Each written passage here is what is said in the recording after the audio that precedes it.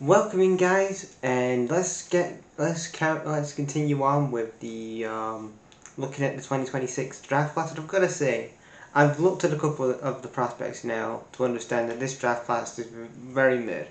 I've been saying it, but I'm concerned about this draft.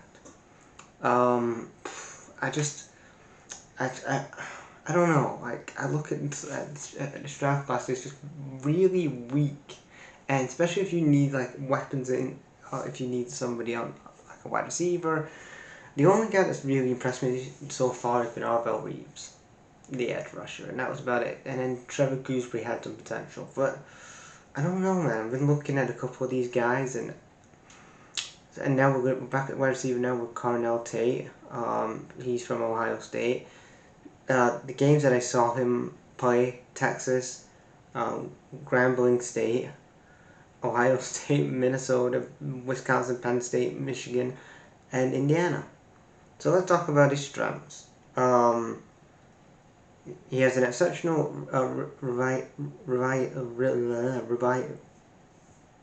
he has an exceptional reliable vice grip hand, and then which again he can pluck out the balls in the air, and he really, again, when like he's getting thrown balls by, like, he was, the quarterback for Ohio State was just Julian Saying, and he was really able to drop balls in possession. So that's one good thing. Like, he's catching and handling is pretty good.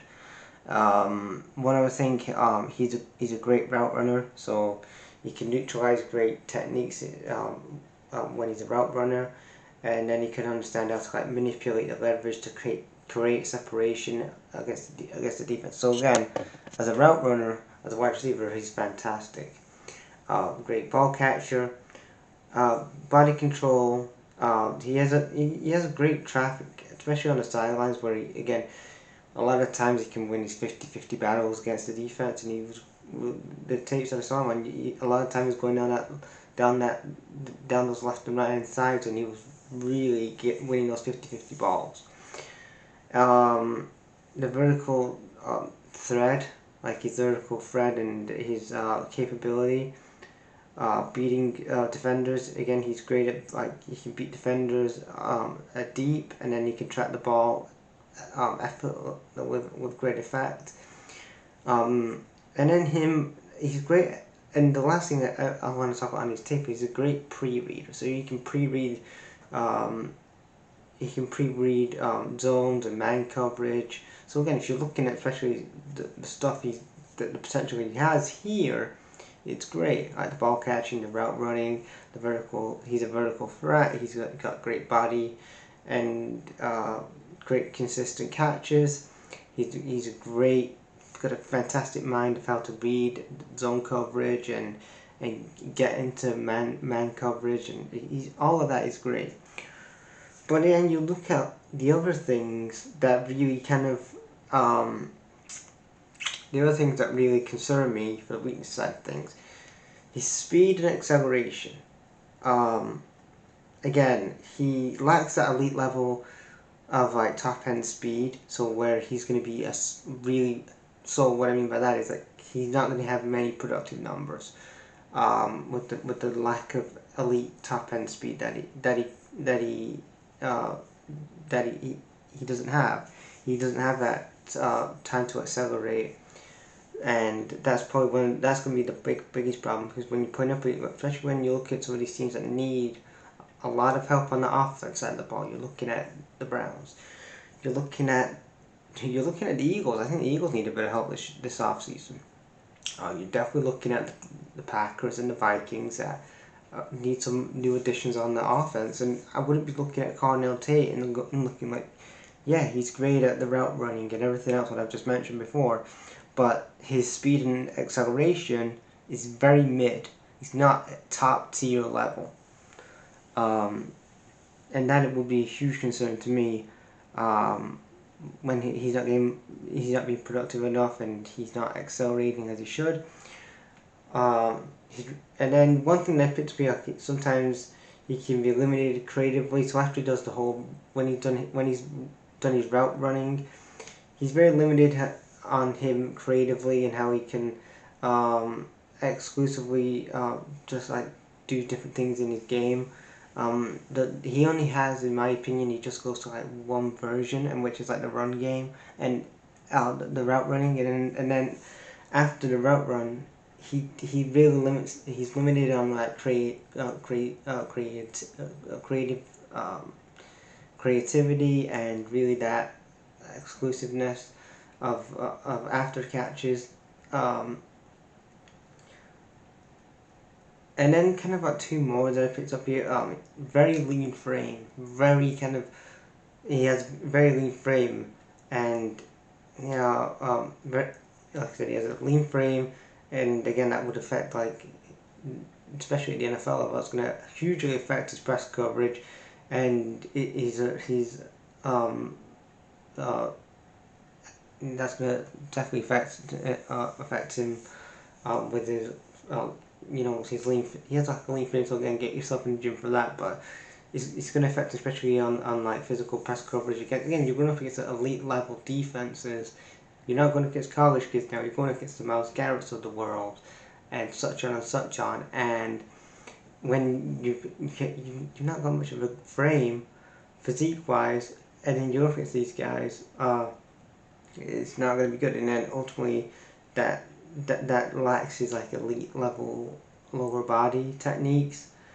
But then kind of the last one I hear, is productive numbers are not that good. Productive wise, I talked about before, being kind of a one-dimensional wide receiver at route running.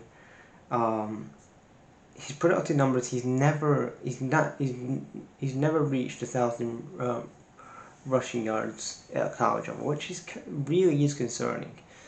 When you look at it, like his productive numbers, he's never had over 1,000 yards as a receiver, and he's very inconsistent with his production numbers. So again, I wouldn't be looking at Carnell Tate as a wide receiver 1 for this 2026 draft, just because of the things I've talked about, like weakness wise. I do think he'll probably be a good backup option, like a wide receiver 2, but I wouldn't be looking at him and thinking, damn, if we get Carnell Tate in the top 5 or top 10, he's going to turn everything around. I just don't see that.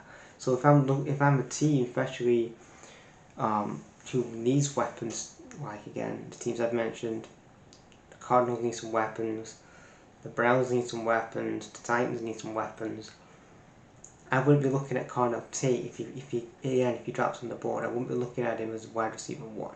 I would take him, and I wouldn't say don't take him, because again you could have him as wide receiver 2. But I wouldn't waste a draft pick on him if your aim of the game is to use him as have measured wide receiver 1. For me, I think Carnell Tate, after watching his tape, I would say he's a day 2 pick, maybe a day. I think he's probably more of like a day 2, late day 2, early day 3 pick. Where if you take him like in the second round, late second round, early third round, you're not gonna risk too much. And especially if he goes to somewhere like maybe, I don't know, like he goes to the I don't know, like if he goes to the Lions, like he's not going to be one of those guys we're going to be starting as wide receiver 1 like there's other people ahead of him. But leave your guys' thoughts on what you guys think in the comments.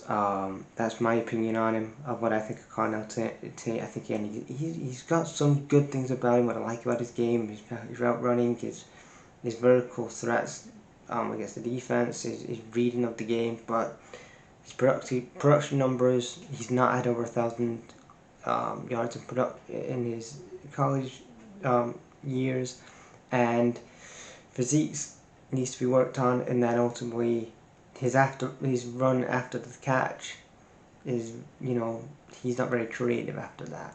So he's very one-dimensional in my opinion. But yeah, speed and acceleration isn't there either. Hence why, again, I talked about like the productive numbers not being there. So yeah, if you've seen him on tape, again, tell me what you think about him. And yeah, I'm going to get through enough of these guys, and I want to talk about a lot of these college guys and sit down and talk about it. But yeah, hype up the video, I'm not going to do that crazy shit, but yeah, hype it up guys, subscribe, like the videos and interact with the videos and stuff, because again, it goes a long way. Thanks to people that watched, and bye.